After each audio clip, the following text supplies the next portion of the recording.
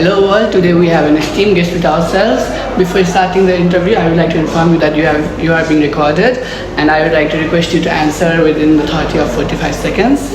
So the first question is, what do you feel is the purpose of UNICEF and has the committee succeeded in achieving it so far? Alright, so for TIMUN, what we're doing is we're simulating the executive board of UNICEF instead of UNICEF itself. So what we're trying to do is make decisions of what to do and how we're trying to deal with funds towards children in cases of natural disasters and climate change and climate emergencies. So the main purpose right now for this particular iteration and this agenda is to see if do we actually have the need to separate funds for children, or do we just incorporate children into the same funds we have from other institutions, and if UNICEF has the requirement to actually get involved. So that's what we're doing right now. Yes, what are the qualities you look for in the best delegate? In a best delegate, I truly look for someone who's detail oriented and someone who doesn't go over their head with research, in the way that they understand what they're reading, they understand what they're saying, and they understand what the needs of the committee are over the needs of their own to win. I think when a delegate prioritizes the agenda being covered and the people actually getting something, getting a good resolution out of it and seeing themselves as a word leader instead of someone who's trying to actually win best delegate, is when I see a best delegate in them. Okay. As a chair, do you see yourself in any of the delegates present in the committee here?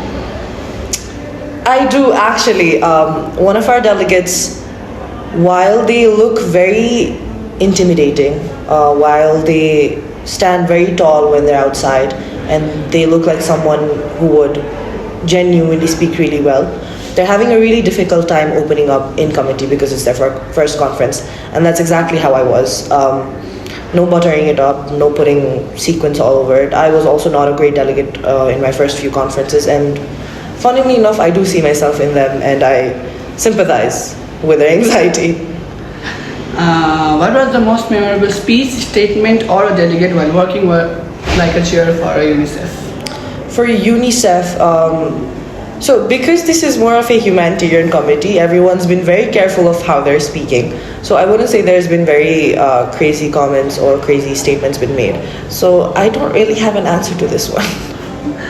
If you could represent any nation in the committee you are chairing, which country would you choose, or what would be your stance?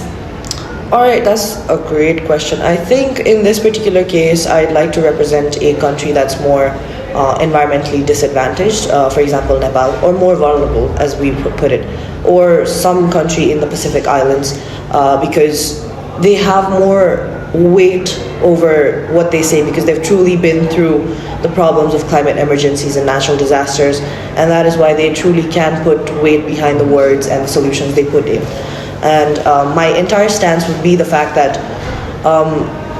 in cases as this, children are who need to be focused more on. They have the least resilience to cases like these, and that is why funds do need to be allocated, and especially to those countries which are most vulnerable to climate emergencies and natural disasters. And that's a wrap. Thank you for your time. Thank you very much.